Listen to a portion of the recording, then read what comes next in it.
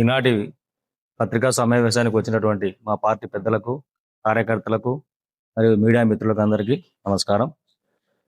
ఈ పత్రికా సమావేశం యొక్క ముఖ్య ఉద్దేశం ఏమంటే, ఈ కూటమి ప్రభుత్వం వచ్చినప్పటి నుండి మా వైఎస్ఆర్సీపీ నాయకులకు కానీ, అగ్రనేతలకు కానీ, కార్యకర్తలకు కానీ ఈ ప్రభుత్వం చాలా ఇబ్బంది పెడుతుంది.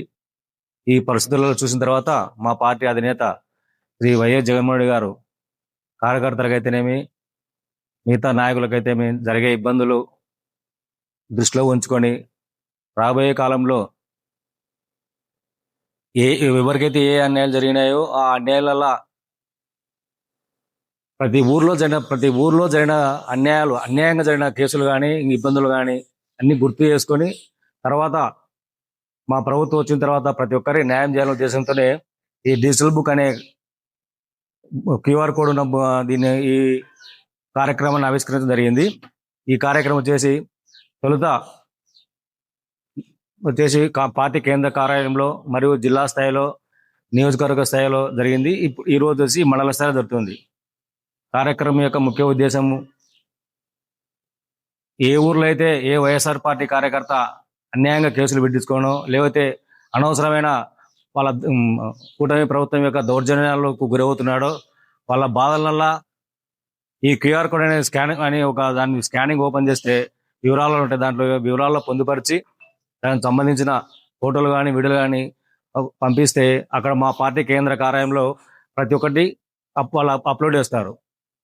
దాంతో అవి చూసుకొని మా అధినేత జగన్ గారు ఏ ఊర్లో ఏమేమి జరుగుతున్నాయి కేవలం పత్రిక ద్వారా కాక తన పార్టీ కార్యక్రమంలో ఒక జిల్లా కానీ, ఆ జిల్లాలో ఉన్న నియోజకవర్గాలు, మండలాల్లో, చివరికి గ్రామాల్లో కూడా జరిగేటి వల్ల ఆయన తెలుసుకోవడానికి ఈ పద్ధతి తీసుకొచ్చినాడు.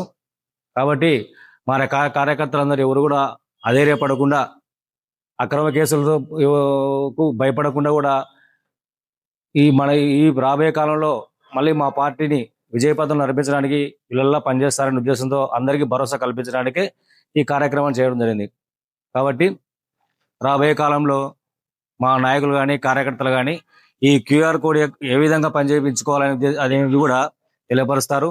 ప్రతి ఒక్క కార్యకర్తకు ప్రతి పల్లెల్లో పోయి, ప్రతి ఊర్లో పోయి చెప్తారన్నమాట. ఈ విధంగా మనం ఈ యొక్క అన్యాయాలను, అక్రమాలను అధిష్టానం దృష్టికి తీసుకుపోతుంటారు.